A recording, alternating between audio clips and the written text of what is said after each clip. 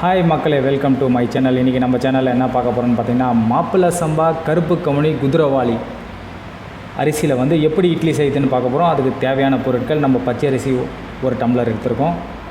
அதே டம்ளரில் வந்து பார்த்திங்கன்னா இட்லி அரிசி, நார்மல் இட்லி அரிசி வந்து 3 டம்ளர் எடுக்கிறோம்.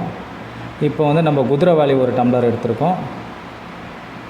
இது கூட வந்து பார்த்திங்கன்னா கருப்பு கவுனி ஒரு டம்ளர் எடுத்துருக்கோம். மாப்பிள்ளை சம்பா ஒரு டம்ளர் எடுத்துருக்கோம். இது எல்லாத்தையும் வந்து கழுவி நம்ம ரெடி பண்ணிக்க போகிறோம். உளுந்து நம்ம வந்து பார்த்திங்கன்னா 1.5 டம்ளர் வந்து உளுந்து எடுத்துருக்கோம். உளுந்து தனியாக ஊற வச்சுக்க போகிறோம். இப்போ வந்து இந்த அரிசி உளுந்து வந்து பார்த்திங்கன்னா நம்ம ஒரு 7 ஹவர்ஸ் வந்து ஊற வச்சுருக்கோம். ஊற வச்சுட்டு இப்போ வந்து நம்ம வந்து கிரைண்டரில் போட்டு மாவு ரெடி பண்ண போகிறோம். இப்போ வந்து அரிசி நல்லா ஊறி வந்திருக்கு. கிரைண்டரில் நம்ம வந்து அரிசி போட்டு மாவு ரெடி பண்ணுறோம். அரிசி மாவு வந்து பார்த்திங்கன்னா ரெடி ஆகிடுச்சு.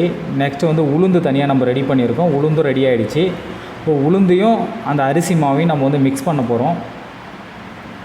ஏன்னா நல்லா மிக்ஸ் பண்ணால் தான் வந்து பார்த்திங்கன்னா காலையில் வந்து நம்ம இட்லிக்கு நல்லாயிருக்கும்.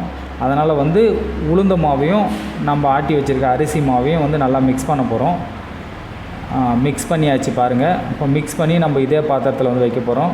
நல்லா மிக்ஸ் ஆகிடுச்சு. இது வந்து நம்ம ஈவினிங் மிக்ஸ் பண்ணது. இது மறுநாள் காலையில் நல்லா புளிச்சு வந்திருக்கு பாருங்கள். டிஃப்ரெண்ட் தெரியும் உங்களுக்கு. இப்போ வந்து நம்ம தேவையான அளவு மட்டும் மாவு தனியாக எடுத்துருக்கோம். அந்த மாவில் வந்து சால்ட்டு சோடா ஆட் பண்ணி 1 ஸ்பூன் நம்ம வந்து செக்கு தேங்காய் எண்ணெய் ஆட் பண்ணுறோம். எதுக்காக வந்து பார்த்திங்கன்னா அந்த இட்லி வந்து சாஃப்டாக வரும். இது வந்து 1/2 அன் ஹவர் முன்னாடி நீங்கள் ரெடி பண்ணி வச்சிடணும். நீங்கள் இந்த டிப்ஸை வந்து ட்ரை பண்ணி பாருங்கள்.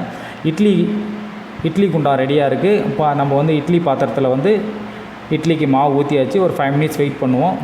இட்லி ரெடி. இட்லி நல்லா வந்திருக்கு. நீங்களும் வீட்டில் இந்த இட்லியை ட்ரை பண்ணி பாருங்கள். குழந்தைக்கும் கொடுக்கலாம்.